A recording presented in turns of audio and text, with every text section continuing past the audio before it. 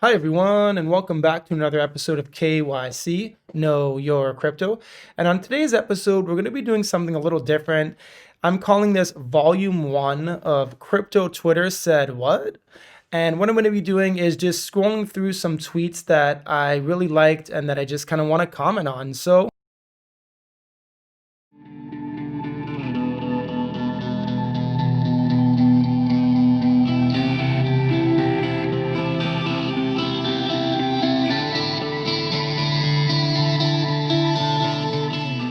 all right, so let's get into the tweets. First tweet here is from Tyler Winklevoss. The amount of hedge fund managers and investors that I've been talking to lately about Bitcoin has never been greater.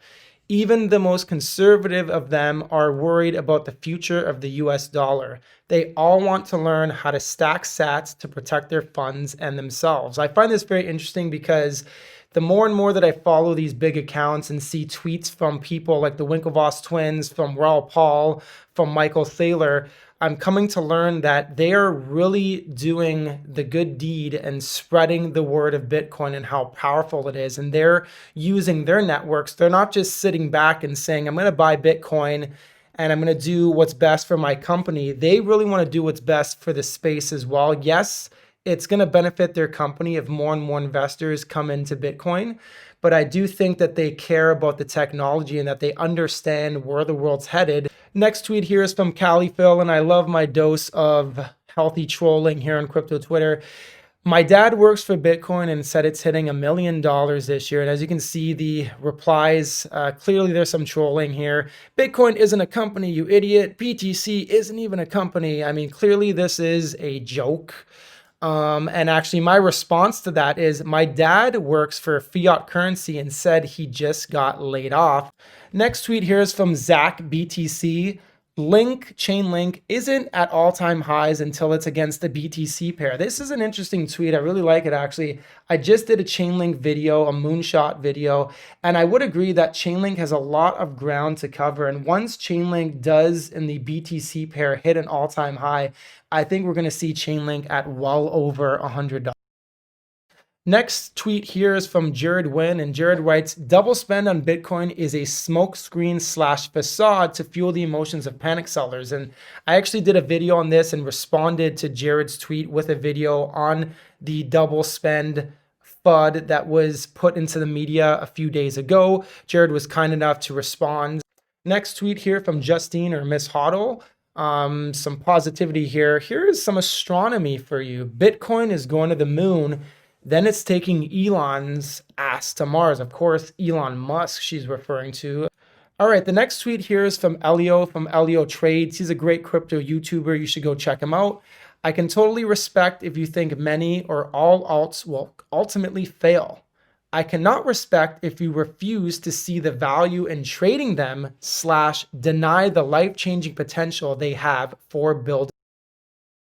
I completely agree here with Elio. He covers a lot of different altcoins on his channel, including NFTs.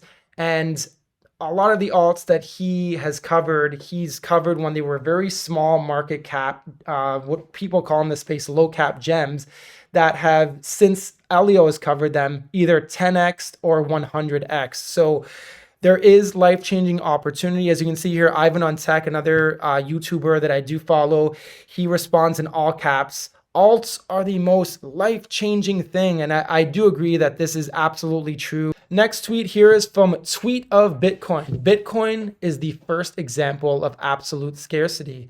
That's a very interesting tweet. Actually, comment below if you think that. I mean, there's a lot of scarce things in the world, but from a digital asset perspective, Bitcoin may in fact be the first and only example of absolute scarcity. And when I say only example, I say only example of something that is scarce but also extremely valuable. If you can find me something else that is scarce and valuable similar to that of Bitcoin, please drop the comment below. Next tweet here is from Riley's NFTs. Less than 3 weeks ago, Cardano was 20 cents. Today, Cardano recovered back to 34 cents. In 3 months after another dip, it'll recover back between 60 to 80 cents. It's all about perspective. Zoom out, hodl. Remind yourself of the fundamentals. Free your mind. I'd have to agree with that. When you're in a bull cycle, coins, they ultimately have dips, they have retracements, but they are headed up. And I do think that in a few months specifically, I hold Cardano. I think that there's a lot of promise in the vision that is coming to fruition through Charles Hoskinson, of course, who leads the way with IOHK. And I do think that, if you could just hodl through the dips, you will see the light. You will see that, a 20% dip over the course of a day or so will be met with 100% gain over the course of a few weeks, maybe even a few days. Next tweet is from another awesome crypto YouTuber, Chris from Committed Tech. He writes, if you sold Ethereum because you thought it peaked, take a breath. Think it through and be smart. Maybe take a walk and clear your head. Panic buying and selling ruins lives. I do agree with that. If you're ever feeling like you can't handle a dip, just walk away, or maybe take your crypto and put it on cold storage, put it on a hardware wallet, because you don't want to be tempted to sell when the market is dipping, because especially in this bull market, it will recover. That's not financial advice, but take a look at the previous bull cycles and let that be the story for you. So still on the topic of Ethereum, another tweet from a great crypto YouTuber, Skystruck Crypto, who's Skylar.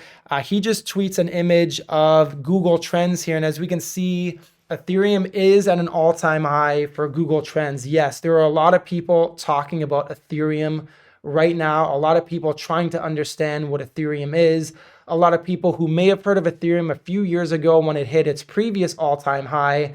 And perhaps, once it went down through the bear market, perhaps thought that Ethereum was just a bubble. But I think a lot of people are coming back to Ethereum, and they are seeing the value in it, and they're seeing that it's not just something that's fleeting away, and that they are building. And ETH 2.0 and all the hype around that, it'll be very interesting to see, once Google Trends, perhaps once it's doubled, the amount of individuals talking about Ethereum, where the Ethereum price will in fact be.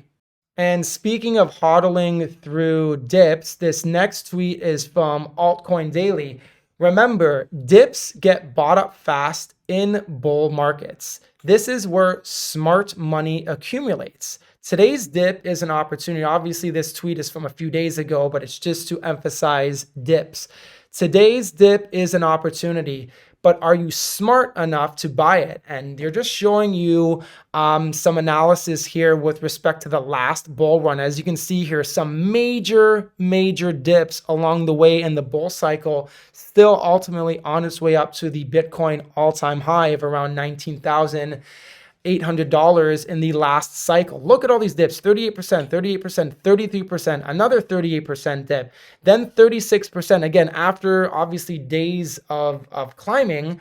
And then the last one here was 29% before it reached its all-time high peak, and then it slowly began its way down. So I think it is very interesting when we look at previous bull cycles on what had occurred, to help us understand and frame what is going to happen in this current bull cycle. There will be dips, and that is okay. In fact, it's not just okay, it's healthy for the bull cycle to continue. Last tweet of the video, I'm going to end it off with my own tweet here. Bitcoin started as a cult. Most hated it, denied it. Few understood it. Today, Bitcoin is an opt-out for individuals that are either technologically sound or frustrated with fiat, or both. Tomorrow, Bitcoin will be ubiquitous. It won't matter what kind of individual you are. So what kind of individual are you? Why did you decide to get into Bitcoin? Are you in it for the tech? Are you in it because you're frustrated with all the money printing that's going on? Tell me why you're interested in cryptocurrency. If you like my videos and you subscribe to my channel, I think you'll come to know why I'm in this space and why I've been here for over 3 years, through a bull cycle, through a bear cycle, and now back to another bull cycle. Thanks a lot for watching this video. I hope that you'll join me for future videos, and I'll see you in the